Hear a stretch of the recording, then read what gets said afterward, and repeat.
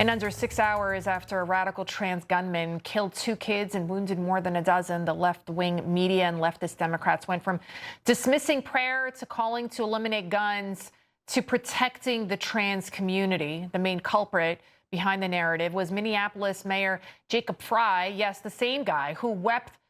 Oh, look at that. This is him crying beside George Floyd's golden casket.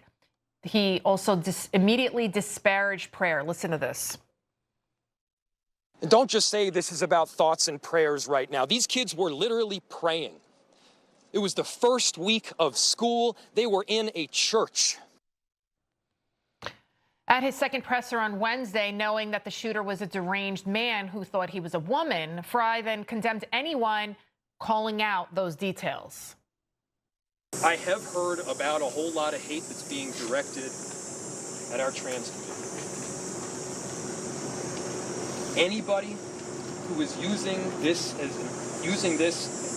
as an opportunity to villainize our trans community or any other community out there has lost their sense of common humanity.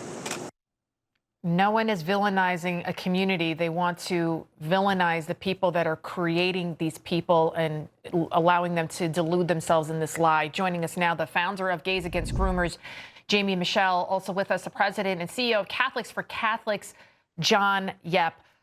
Jamie, what do you think about what the mayor just said there? Because at the it's like my husband and I were talking about this. The fact that this person, Robin Westman, the killer, was Robert, at a very young age, started the transition. Even in his manifesto, he said he regretted it.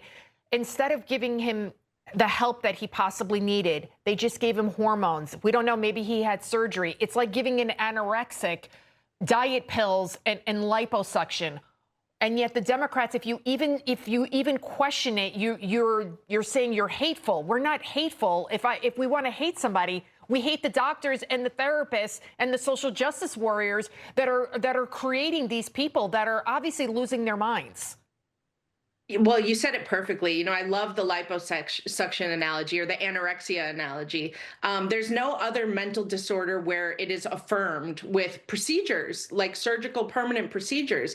Obviously, this is an internal issue. And, the medical transition process is treating only the external. The problem is much deeper than that. And, we just keep seeing over and over again that this process, this whole crazy train, it's not working. It was never working. And, I really like to point out that, mental illness compounded with synthetic cross-sex hormones is a very dangerous combination. Doctors need to be held accountable. The former FDA, I just heard America First Legal has sued the FDA to attain Biden-era records showing that they knew that puberty blockers were harmful for children. The experts, quote unquote, know that this doesn't work, and yet they keep pushing it. And it's not going to stop until we are honest about that. Yeah, and it's long past time. People are making money. That's what this is about. There's a profit to be made here. The pharmaceutical companies, you name it. Meantime, John, you got the media. They seem more concerned about the shooter's preferred pronouns, right, than anything else. The New York Times featuring a headline reading, Minneapolis suspect knew her target, but motive is a mystery. NBC News reporting that police had once visited the home of the shooter where she lived with her mother. And you even had the police saying they don't know what the motive is, yet this person wrote on his weapons that he hated Christians. He used Jesus as target practice. He drew a picture of himself looking like Satan. He shot kids while they were praying inside of a church at the pews, yet they want to say the motive is a mystery. Family Research Council came out and said that we have seen a 730% increase on Christian churches in the last year alone. So why are people the media, the Democrats, why are they so against talking about what is really going on, that they are fostering this hatred towards Christians, specifically Catholics, too? Absolutely. They're dead on scared because you cannot have a more clear example, what just happened last week, about the devastation that this whole trans experiment has inflicted upon the population. Let me address also the mayor who knocked those who pray. Excuse me, but the people who were actually praying, those kids inside the church that morning who were shot at, their reaction as people, as children of prayer, The older ones, they went and they protected the younger kids. Some of them dove on top of each other. That's what prayer does. Prayer makes you look outside yourself and care for the other person. The only one not praying was the guy outside the church, and he was shooting inside. So that needs to be addressed right off the bat. As far as society has got to take back a step back and look at this, we have a collective sin on our hands. For all of us who propped up this in some way, shape, or form and pretended that a boy can become a girl and a girl can become a boy, this is justice in its own right being inflicted upon us for this sin. Jamie, this isn't the first trans shooter. And yet the media, we're seeing it, and the media tries to downplay it. They try to hide it. Obviously, there's a connection here. They make up less than 1% of the population, yet they're making up the majority of these mass shooting killers, the recent ones that we've seen. And it's not our gun laws, right? We're seeing it happening here in the United States. So what do you think? What do you think should happen next? I mean, well, I don't know. I feel like the president, maybe he needs to sign an executive order outlawing transgender treatment for everyone, because this can't be good, the cross-sex hormones for anybody, especially if you have a mental illness. And 60% of people that believe they're trans, they have some sort of other, I believe they have a code disorder along with it. This isn't a single thing that they usually have.